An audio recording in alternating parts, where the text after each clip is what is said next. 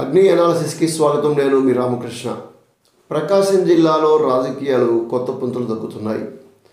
జిల్లాకు అంతా తానే ఒకప్పుడు మాజీ మంత్రి అంటే మంత్రిగా జిల్లాలో రాజకీయాలు నడిపి అదేవిధంగా కోఆర్డినేటర్గా పనిచేసి ఆ తర్వాత ప్రస్తుతం ఒంగోలు ఎమ్మెల్యే ఉంటూ కూడా రాజకీయంగా పై చేయి సాధించేందుకు బాగా ప్రయత్నం చేసిన బాలినేని శ్రీనివాసరెడ్డి ఎపిసోడ్ విచిత్రంగా ముగుస్తుందా వైసీపీలో అనేది ఇప్పుడు చర్చ జరుగుతుంది.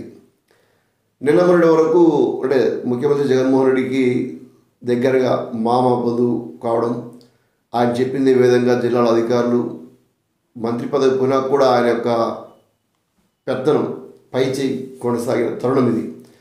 ఇలాంటి సందర్భంలో ఆయన మాట ఎక్కడ ముందుకు పోని పరిస్థితి. బాలినేని శ్రీనివాసరెడ్డి గారి యొక్క డిమాండ్ రెండు ముఖ్యంగా. ఒకటి, ఒంగోలు నుంచి తాను పోటీ చేయాలి. రెండు, ఎంపీగా అంటే ఒంగోలు ఎంపీగా ప్రస్తుతం సిట్టింగ్ ఎంపీ ఎవరుతున్నారో మాగుంట శ్రీనివాసరెడ్డి ఆయన్నే దించాలి. ఈ రెండింటిలో ఒకటి ఓకే చేయడానికి జగన్మోహన్ రెడ్డి చాలా నెలలు తిప్పుకున్నాడు. చివరకు ఒంగోలు నుంచి బాలినేని శ్రీనివాసరెడ్డి గారిని పోటీ చేసేందుకు అనుమతి ఇచ్చారు.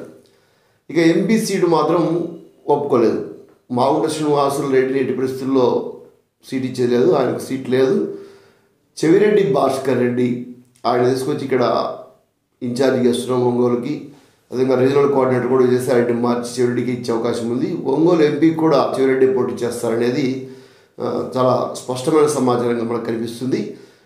మంగళగిరి ఇప్పుడు తాడేపల్లికి సంబంధించి జగన్ ప్యాలెస్ నుంచి వచ్చిన కబురు కావచ్చు, లేదా వైసీపీ కేంద్ర కార్యాలయం నుంచి వచ్చిన కబురు కావచ్చు, ఒంగోలు నుంచి చెవిరెడ్డి దాదాపు ఎంపీ అభ్యర్థిగా కన్ఫర్మ్ అయ్యారు.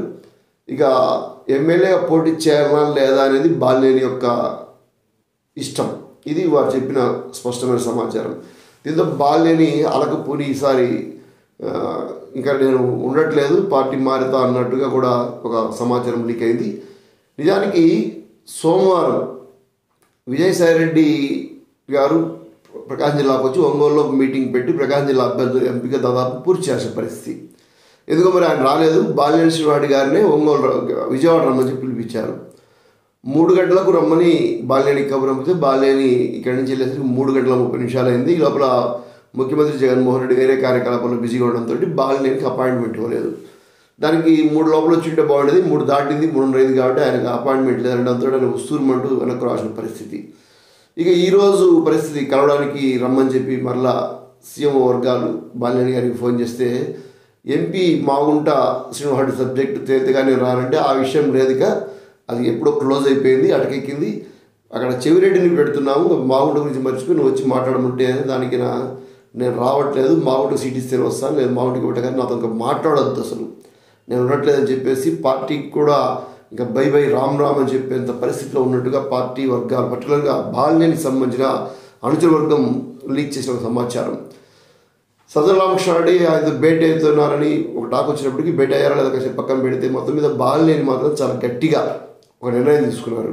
మాగుంటకు సీట్ ఇస్తేనే పార్టీలో ఉండాలి, అలాంటి ఉండని, మాగుంటకు సీట్ ఇచ్చే ప్రశ్నే లేదని చెప్పేసి అధిష్టానం తేల్చి చెప్పింది. దీంతో బాలినేని శ్రీనివాసరెడ్డికి పార్టీ మారే పరిస్థితి దాదాపు స్పష్టమైంది.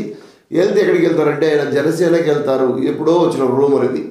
సో నిజంగా మనం చెప్తుంటారు కదా, వాళ్ళు పొగ ఏదో ఒకటి లేదు, పొగ రాదని, కానీ ఎక్కడో చోటు మంటలు ఇప్పటితేనే పొగ వస్తుంది. కాబట్టి ఇక్కడ పొగ వచ్చిందంటే బాలినేని జనసేనలోకి వెళ్తారంటే ఒక టాక్ ఎప్పుడో వచ్చింది. అంటే దాంట్లో అప్పుడు ఏదో ఒక మంత్రాలు జరిగాయి, స్పష్టత లేదు, దానికి కొంత కనుమరుగైంది. ఇప్పుడు తిరిగి మళ్ళీ అదే పరిస్థితి వస్తున్నట్టు అనిపిస్తుంది. ఇక బాలినేనితోటి లింకులో ఉన్న నియోజకవర్గాలు పర్టికులర్గా ఎర్రగొండపాలెం పర్టికులర్గా మార్కాపురం, గిద్దలూరు 2 నియోజకవర్గాలు బాలినేని శ్రీనివాసరెడ్డి యొక్క చుట్టూ ప్రదక్షిణ చేస్తుంది 2 సీట్ల సంబంధించిన వ్యవహారం.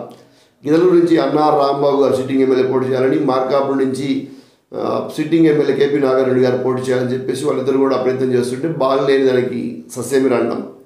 దాంతో అధిష్టానం కూడా గిద్దలూరులో ఉండే కొంతమంది రెడ్లకు అసమ్మతిని దృష్టిలో పెట్టుకొని రాంబాబు గారిని తీసుకొచ్చి మార్కాపురం వేయాలని, ఇక్కడ ఉండే కేపీ నాగారెడ్డి గారిని గిద్దలూరు పంపాలని చెప్పి ఒక ప్రయత్నం చేసింది. అయితే దానికి ఒప్పుకోలేదు వాళ్ళు. ఈ నేపథ్యంలోనే బాలినేని పావులు కలుపుతుండడం అంటే పర్టికులర్గా కేపీ నాగారెడ్డికి సీటు రాకుండా చేయడం ఆయన యొక్క లక్ష్యంగా కనిపించింది. ఒంగోలులో బాలినేని శ్రీనివాసరెడ్డి గెలవడం కష్టం అని చెప్పి ఒక సర్వే ఏదైతే ఉందో దాన్ని బేస్ చేసుకొని బాలినేని శ్రీనివాసరెడ్డి ఇదంతా ఒక డిస్టర్బ్ చేసి చివరికి ఎట్టకేలకి ఎవరు లేరు నేనే వచ్చి పోటీ చేస్తాను, గిద్దలూరు వస్తారు అనేది పార్టీలో ఒక వర్గం చేస్తున్న ప్రచారం. అలా గిద్దలూరు అయితే సేఫ్ జోన్ ఉంటుంది, ఆయన అందరికి పనిచేస్తారు, రాంబాబు గారు కూడా సపోర్ట్ చేస్తారు కాబట్టి ఆయన గెలుస్తారు. దానికి ప్రత్యామ్నాయంగా రాంబాబు గారికి మార్కాపురం ఇవ్వాలనేది ఒక ఆలోచనగా బాలినేని దృష్టిలో ఉంది. అంటే బాలినేని రాంబాబు గారికి ఎందుకు ఇవ్వాలంటే రెండవ ప్లేస్లో ఉన్నారు, వైశ్య సామాజిక వర్గంలో ఒకరికి ఇవ్వాలి, సిద్ధారాఘవరావు గారు లేదా రాంబాబు గారు. సిద్ధారాఘవరావు గారు చేతులు ఎత్తేసారు కాబట్టి మిగిలిన ప్రత్యామ్నాయం రాంబాబు గారే. మరి మార్కాపురం సీట్ సంగతి ఏంటంటే బాలినేని శ్రీనివాసరెడ్డి గారికి అయితే 100కు 100% కేపీ నాగార్జున గారికి ఇవ్వకూడదు అనేది ఒక స్పష్టంగా అభిప్రాయం అర్థమవుతుంది. గతంలో జగ్గే వెంకటరెడ్డి గారి పేరు దాదాపు ఖరారైన సందర్భంలో బాలినేని శ్రీనివాసరెడ్డి గారు కూడా దాన్ని ఓకే చేసిన సందర్భంలో ఇక్కడ కొన్ని ప్రత్యేక శక్తులు పనిచేసి దాన్ని ఆపాయి. అయితే దాన్ని ఆపిన తర్వాత మళ్ళీ సిట్టింగ్ ఎమ్మెల్యేకి మన సీట్ తెచ్చుకోవడానికి చాలా కష్టపడాల్సిన పరిస్థితి వచ్చింది. వీళ్ళు మార్కాపురం సీటు కోసం ఎదురు చూస్తున్న పరిస్థితి, లేదంటే పార్టీ ఏం చెప్తే చేస్తుంది తప్ప గిద్దలూరు పోయి పోటీ చేసే పరిస్థితి లేదని చెప్పేసి ఎమ్మెల్యే సంబంధించిన అనుయాలు చెప్తున్న పరిస్థితి. ఇక రాంబాబు గారు కూడా గిద్దలూరులో పోటీ చేయాలి, ఇక్కడికి రావద్దంటూ అక్కడ కూడా పార్టీ వర్గాలు ర్యాలీలు లేదా ప్రెస్ మీట్ పెట్టి డిమాండ్ చేస్తున్న పరిస్థితి. బాలినేని శ్రీనివాసరెడ్డి గారు కానీ పార్టీ మారి జనసేనలోకి వెళ్తే ఈ 2 సీట్లకు మళ్ళీ మారు అంటే గతంలో ఎవరైతే పోటీ చేశారో అక్కడ గిద్దలూరు నుంచి రాంబాబు గారు, మార్కాపురం నుంచి నాగారెడ్డి గారే పోటీ చేస్తారు. ఇది చాలా స్పష్టంగా కనిపిస్తున్న పిక్చర్.